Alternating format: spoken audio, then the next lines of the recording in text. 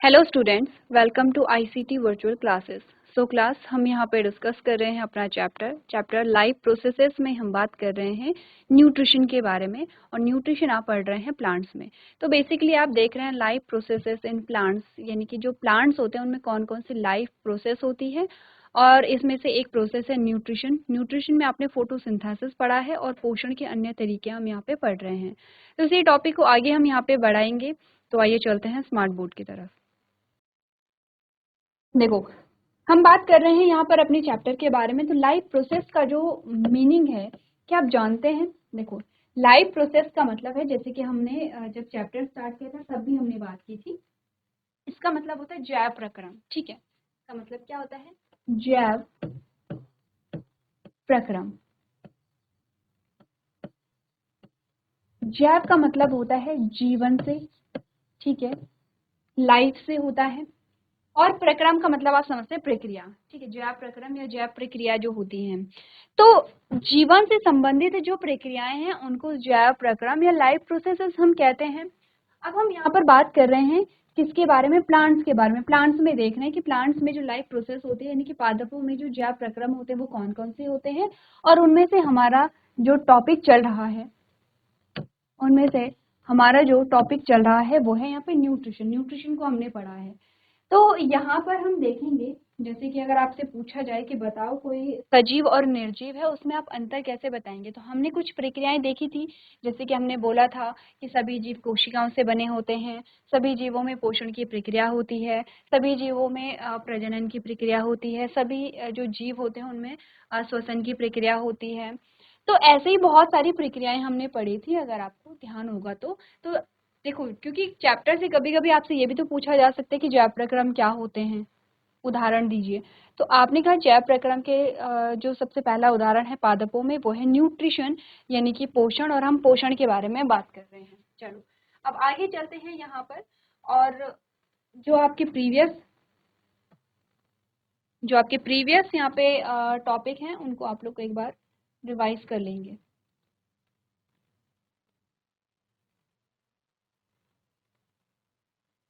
ये फोटोसिंथेसिस तक की बात यहाँ पे हो गई है, ठीक है। हम बात कर रहे थे यहाँ पे कि क्या क्या न्यूट्रिएंट्स, जो सॉइल से जो प्लांट्स न्यूट्रिएंट्स लेते हैं उनकी जो पूर्ति है, पुनः पूर्ति है, वो कैसे होती है। नेक्स्ट हमारा है कि और अलग तरीके क्या हो सकते हैं यहाँ पे पोषण के, जैसे आप बात कर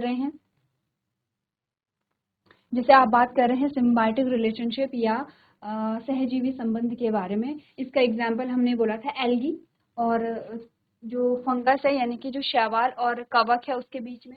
दूसरा एग्जाम्पल हमने बोला था राइजोबियम, जो है राइजोबियम बैक्टीरिया और प्लांट्स के बीच में। तो इसमें हमने राइजोबियम को भी यहाँ पे पढ़ा था, नाइट्रोजन फिक्सेशन की भी बात हुई थी। टॉपिक जो चल रहा है दैट इज सैप्रोट्रॉफिक न्यूट्रिशन, मृत जीवी पोषण जिसे हम कहते हैं।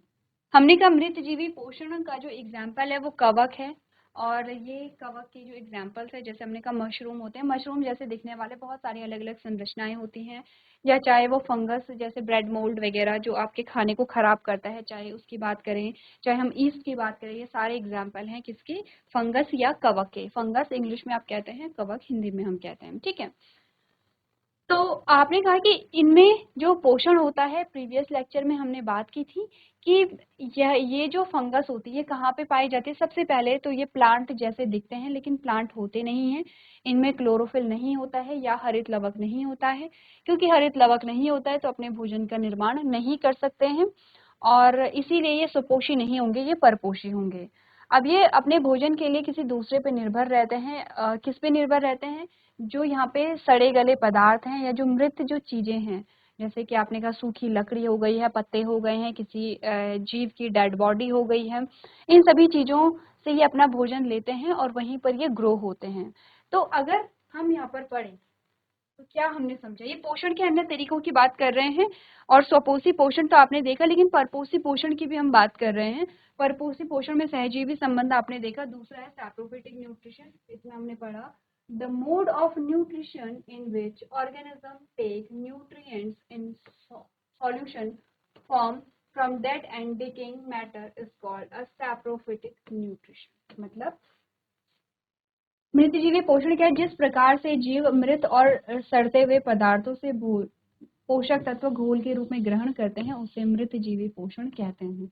इसका मतलब क्या होता है? देखो, हम जब भी खाना खाते हैं तो क्या होता है कि हमने पहले खाना खाया, बाइट हम लेते हैं, हम च्यू करते हैं, फिर हम निगलते हैं, फिर हमारे शरीर के अंदर या हमारे पेट में भोजन का क्या होता है? पाचन होता है। ठीक है, तो भोजन का पाचन हमारे शरीर के अंदर होता है, ऐसा होता है। ये कह रहे हैं कि यहाँ पर ये जो भोजन अपना लेते हैं, ये कैसे लेंगे? जो मृत है और जो सड़ते हुए पदार्थ है उनसे पोषक तत्वों को ये क्या करते हैं? ग्रहण करते हैं। ठीक है, इस प्रकार की पोषण विधि अपनाने वाले जो पौधे नहीं होंगे, अपनाने वाले इस प्रकार की पोषण विधि अपनाने वाले जो कवक होते हैं, वाले कवक को हम क्या कहते हैं? मृतोपजीवी कहते हैं। हमने बोला प्लांट्स नहीं होगा, फंगस आएगा, क्योंकि फंगस प्लांट नहीं होते हैं।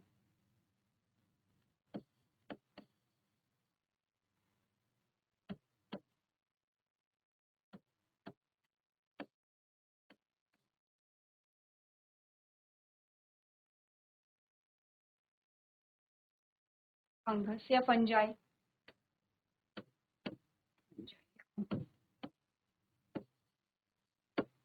ठीक है। Fungi which use such a mode of nutrition are called saprotrophs। ठीक है, नेक्स्ट है फंगस होगा, जहां पे प्लांट आ रहा है फंगस कर देना। ठीक है, क्योंकि फंगस प्लांट नहीं होते हैं। These fungus are usually whitish, ये व्हाइट कलर के होते हैं। They have no green leaf, इनमें हरी पत्तियां नहीं होती हैं। Often they even have a no leaf at all, इनमें पत्तियां होती ही नहीं है। तो कह रहे हैं कि ये जो कवक होते हैं, नॉट पौधे, पौधे नहीं होंगे ये जो कवक होते हैं आमतौर पर सफेद रंग के होते हैं, इनमें हरे पत्ते नहीं होते हैं, इनमें पत्ते पाए ही नहीं जाते हैं, लीफ इनमें नहीं पाई जाती क्योंकि प्लांट्स नहीं है। अब एग्जाम्पल की बात आती है, आपने कहा examples of fungi are mushrooms are a fluffy umbrella like patches growing on a rooting woods during the rainy season। बरसात के मौसम में सड़ती हुई लकड़ी पर उगने वाले जो मशरूम होते हैं वो छतरी जैसे मुलायम गुच्छे जैसे होते हैं।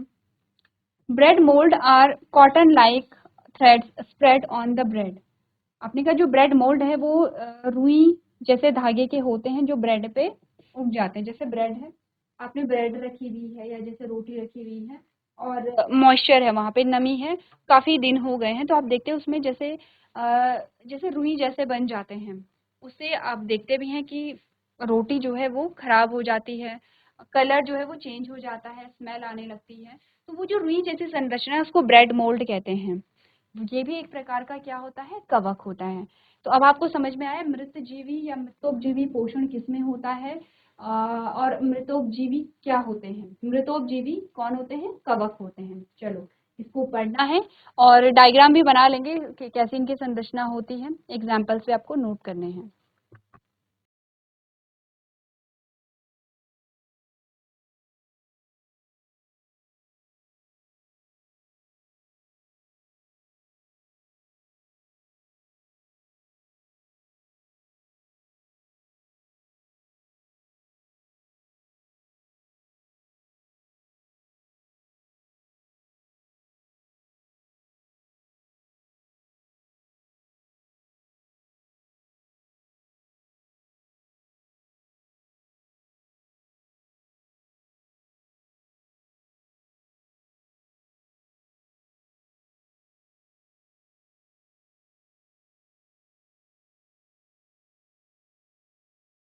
चलो आगे बढ़ते हैं और अगला प्रकार देखो यहाँ पे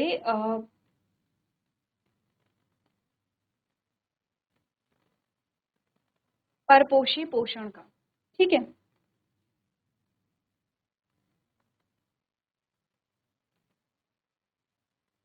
देखो यहाँ पर अगला जो प्रकार है वो आता है पैरासिटिक या परजीवी। पैरासिटिक या परजीवी। अब इसमें अंतर क्या है, देखो सिम्बायोटिक रिलेशनशिप में या सहजीवी संबंध में क्या था कि दो जीव एक दूसरे पे अपने किसी न किसी आवश्यकता के लिए निर्भर थे, ठीक है। मृतजीवी में क्या था कि जीव कोई भी जो एक जीव है या कवक जो है वो अपने भोजन के लिए किसी सड़े गले पदार्थ, किसी मृत पे आश्रित था। अब परजीवी क्या होता है कि ये भी क्या होते हैं, ये भी परपोषी पोषण से ही अपना जो पोषण है वो करते हैं, किसी दूसरे जीव से ही अपना भोजन लेते हैं। पर वो जीव कैसा होगा, यहाँ पे जीवित जीव होगा। तो परजीवी कौन से होते हैं, वे जीव जो जीवित जीव से अपना भोजन लेते हैं, मृत से नहीं लेते हैं। आपसे क्वेश्चन पूछा जाता है मृत जीवी और परजीवी, क्या पूछा जाता है?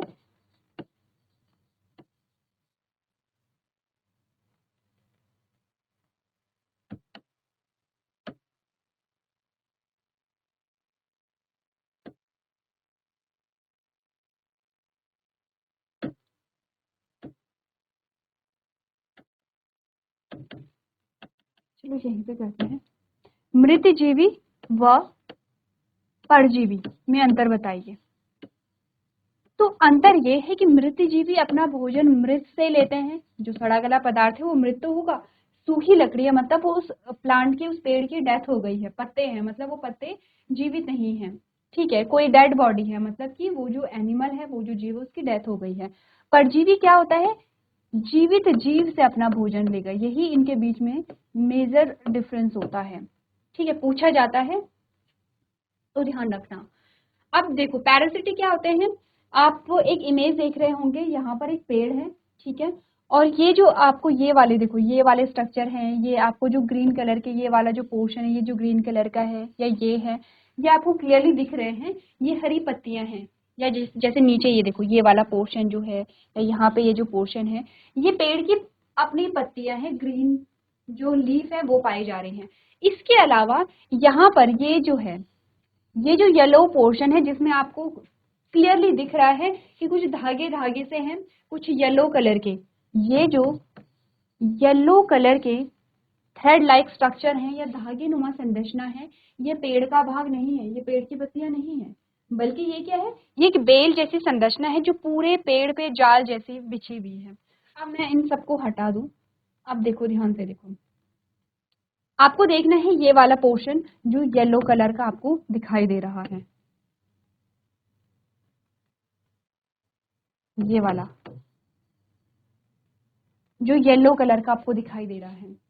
अब मैंने बोला कि पेड़ की अपनी पत्ती है, अगर मैं बात करूं इस वाले पेड़ की, ये नीचे से आपको दिख रहा होगा ये एक पेड़ है, अगर मैं इस पेड़ की बात करूं, इस पेड़ की मैं बात करूं, तो ये तो स्वपोषी है क्योंकि इसमें फोटोसिंथेसिस हो रही है, क्योंकि उसकी पत्तियां कैसी हैं, हरे रंग की हैं, तो ये तो स्वपोषी है ये पेड़। लेकिन अगर मैं बात करूं ये जो बेल है, ये कुछ बेल जैसी संरचना आपको दिख रही है, ठीक है, बेल तो नाम हो जाएगा किसी, ये आपको कुछ बेल जैसी संरचना जो दिख रही है जो पीले कलर की है, वो पेड़ का भाग नहीं है, बल्कि वो एक अलग ही आप बेल कह सकते हैं उसको, क्योंकि अब कैसे है, पूरे जाल जैसी संरचना बनी हुई है। अब ये क्या करता है, इसमें ये अपना भोजन खुद नहीं बनाता है, इसमें प्रकाश संश्लेषण की प्रक्रिया नहीं हो रही है, तो ये क्या करेगा, अपना पोषण इस पेड़ से लेता है। अब आप सोचेंगे कि ठीक है, आपने कई बार देखे होंगे, कई जगह देखे होंगे ऐसे पेड़ जिसमें बहुत ज्यादा जो बेल है वो फैली हुई रहती है, ठीक है, तो आपका पॉइंट ये होगा कि ये जो बेल है ये पौधे से कैसे अपना पोषण लेती होगी, क्योंकि ये तो बाहरी रूप से फैली हुई है, अंदर तो फैली हुई नहीं है। देखो होगा क्या, जैसे कि ये एक पेड़ है, जैसे कि ये पेड़ है, ठीक है, ये पेड़ है, ये इसके ब्रांचेस निकल गई हैं, ये कुछ ऐसे है, और इस पे हम कह रहे हैं, ग्रीन कलर में तो आपको नहीं दिखेगा, हम ब्लू कलर में ले लेते हैं। अब इस पे जो बेल है वो ऐसे लटकी हुई है,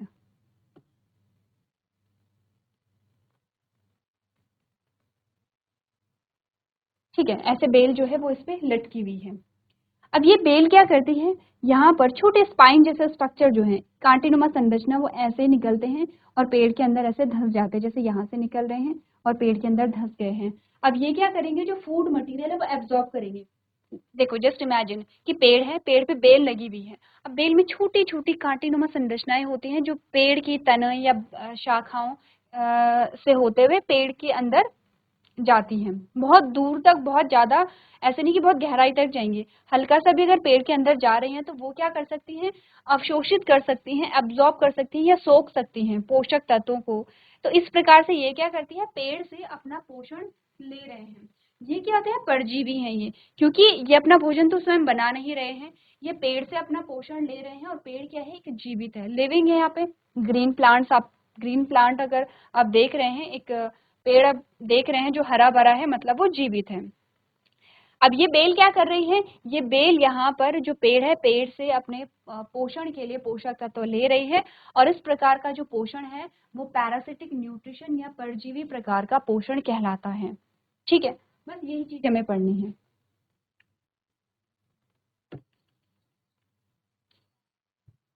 कभी अगर आपको मौका मिले तो देखना, ऐसी कोई बेल अगर आपको दिखे जो कि आपके पहुंच में हो, तो आप कोशिश करेंगे कि ये बेल कैसे छोटी छोटी कांटेनुमा संरचनाएं निकल रही हैं जो कि पेड़ के अंदर जा रही हैं, जहां से कि वो अपना पोषण ले रही होंगी। तो एक बार कोशिश करना ये देखने की। तो हमारे पास आता है certain plants lack chlorophyll pigment. ठीक है, कुछ ऐसे प्लांट होते हैं जिनमें क्लोरोफिल नहीं होता है। अब आपको एक चीज ध्यान आ रही होगी, हमने जब भी बोला है कि पेड़ पौधे स्वपोषी होते हैं, तो हमने कंप्लीट लाइन क्या बोली है, हरे पेड़ पौधे, ग्रीन प्लांट्स जो होते हैं वो स्वपोषी होते हैं, इसीलिए बोला है ग्रीन प्लांट्स। क्योंकि हर पौधे में क्लोरोफिल हो ये जरूरी नहीं है। जैसे कि आप यहाँ पर एग्जांपल देख लो, ये येलो कलर का है, इसमें फोटोसिंथेसिस नहीं हो रही है, मतलब इसमें क्लोरोफिल नहीं है। तो आपने कहा कि कुछ ऐसे पौधे होते हैं जिनमें क्लोरोफिल वर्ण की कमी होती है, without which photosynthesis can't take place, और जिसके बिना प्रकाश संश्लेषण संभव नहीं है। यानी कि क्लोरोफिल के बिना प्रकाश संश्लेषण संभव नहीं है, क्योंकि क्लोरोफिल ही वो पिगमेंट है जो सूर्य के प्रकाश को अवशोषित कर रहा है। और सूर्य के प्रकाश के बिना, अगर सूर्य के प्रकाश का अवशोषण नहीं हुआ तो इसके बिना फोटोसिंथेसिस नहीं होगी। एंड आर दस parasites on a other plants, इसीलिए ये क्या होते हैं, अन्य पादपों पर परजीवी होते हैं। जैसे ये बेल जो है ये पादप ही है, ये प्लांट है, और ये क्या है, किसी दूसरे पादप पे निर्भर है, क्योंकि इसमें जो क्लोरोफिल है वो नहीं पाई जा रही है, फोटोसिंथेसिस नहीं हो रहा है।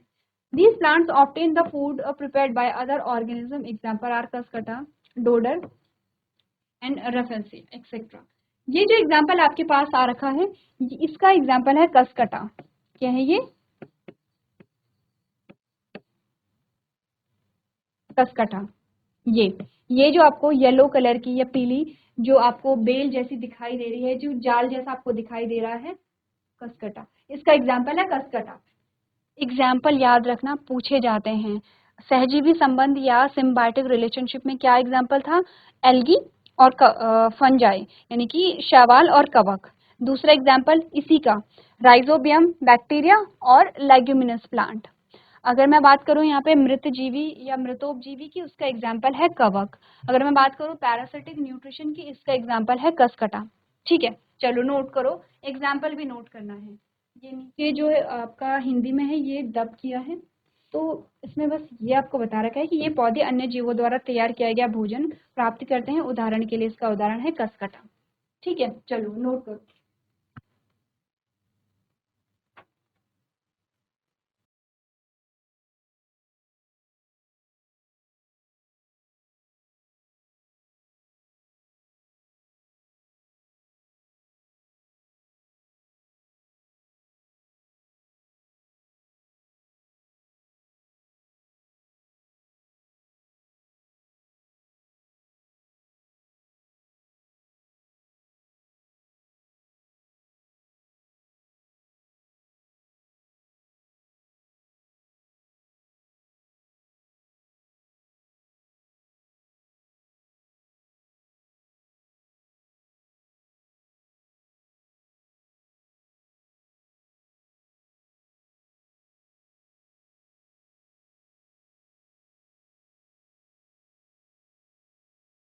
चलो, यहाँ तक की बात हो गई है कंप्लीट। अब आगे आ जाओ यहाँ पे। अगला जो प्रकार है वो है यहाँ पे इंसेक्टिवोर्स और कार्निवोर्स प्लांट, कीट भक्षी या मांसाहारी पौधे। थोड़ा सा इंटरेस्टिंग है आपके लिए।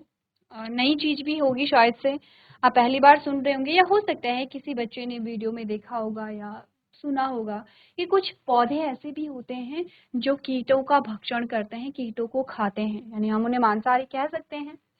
आपने एक इमेज आपको दिखाई दे रही है, देखो इसमें होता क्या है, ये वाला पोर्शन देखो, आपको देखना है ये वाला पोर्शन,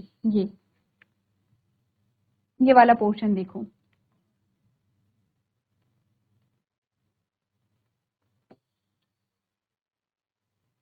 अब इसमें होता क्या है, जैसे कोई भी कीट आया, ये यहाँ पर एक कुछ जो फ्रेग्रेंस होती है, जो खुशबू होती है, ये खुशबू इनसे रिलीज होती रहती है, कोई खुशबू, क्यों? किसी भी कीट को अट्रैक्ट करने के लिए। अब आपने कहा यहाँ पे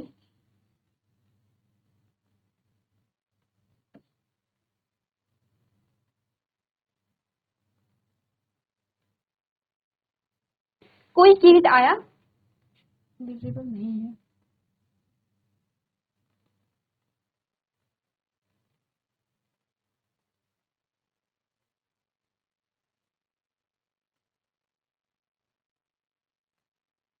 कोई कीट आया और वो यहाँ पे बैठ जाता है, ठीक है, क्योंकि वो इसकी खुशबू से अट्रैक्ट हो जाता है। जैसे वो यहाँ पे बैठता है तो यहाँ पे कुछ चिपचिपा पदार्थ होगा, इसकी अंदर की साइड जो होता है वो चिपचिपा पदार्थ जो है वो यहाँ पर रिलीज होता रहता है, श्रावित होता रहता है। अब ये क्या करेगा, ये यहाँ पे ये जो छोटा सा कीट है, ये क्या करेगा, यहाँ अंदर जाने की कोशिश करेगा। जैसे ही ये यहाँ पे जाएगा, जैसे ही इस वाले बाउंड्री पे ये आता है, यानी कि जैसे यहाँ पर बैठता है, ये एक अलग से संरचना आपको दिख रही है, ये वाली संरचना, ये अलग से, ये ढक्कन जैसी संरचना है। इसको इरेज करती हूँ। अब देखो,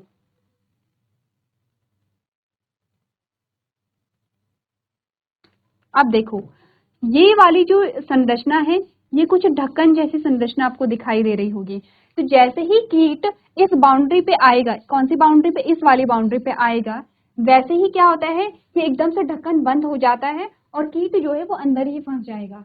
अब जब कीट अंदर फंस जाता है तो ये पाचक रस को स्रावित करता है और धीरे धीरे ये पाचक रस जो है ये इस कीट का पाचन कर देते हैं। तो देखो मैं समझाती हूँ आपको, यहाँ पे हमने बोला एक ये ऐसी संरचना है, ये इसका गेट जैसा है और ये इसका ढक्कन जैसी संरचना है।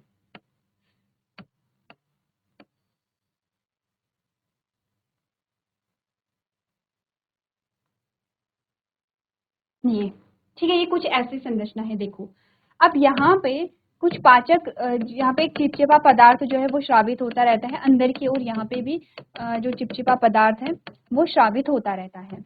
अब हमने कहा कि कोई कीट आया, कोई कीट यहाँ पर बैठा, ठीक है, कोई कीट आया और वो यहाँ पर बैठ गया है। तो ये क्या करेगा, ये खुशबू से अट्रैक्ट होकर के आया है। जैसे ही यहाँ पर आता है, आप देखेंगे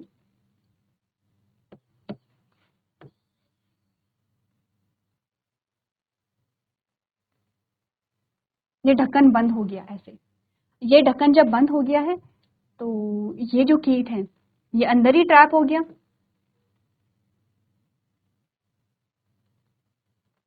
ये अंदर ही यहाँ पे क्या हो गया है, ट्रैप हो गया है। अब यहाँ पर श्रावित हो रहे हैं पाचक रस, ये नीचे, अब ऑफ कोर्स ये नीचे की ओर ही गिरेगा। यहाँ पे पाचक रस श्रावित होते हैं जो इस कीट का यहाँ पे पाचन कर देते हैं। ऐसे पौधों को कीट भक्षी पौधे कहा जाता है। और ये जो एग्जाम्पल है, ये जो प्लांट है इसका एग्जाम्पल है घटपर्णी। घटपर्णी इसको हम यहाँ पर कहते हैं, ठीक है। ये समझ में आ गया, इरेज कर दूं। अब ये इमेज समझ में आ गई है, ये जो इमेज है ये समझ में आ गई है यहाँ पर।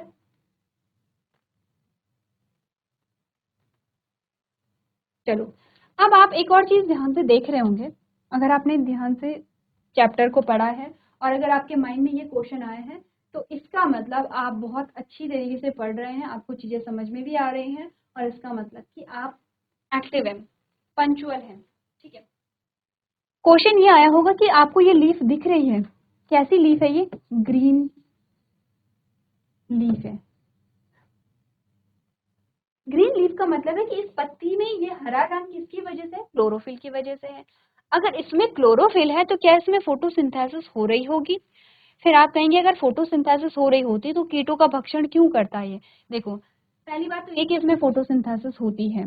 इसकी आवश्यकता ग्लूकोज नहीं है, इसकी आवश्यकता क्या है? यहाँ पे प्रोटीन है, क्योंकि ये पौधे ऐसी जगह में पाए जाते हैं जहाँ पे प्रोटीन की कमी होती है। कीटों से क्या लेते हैं? ये प्रोटीन को लेते हैं। ठीक है।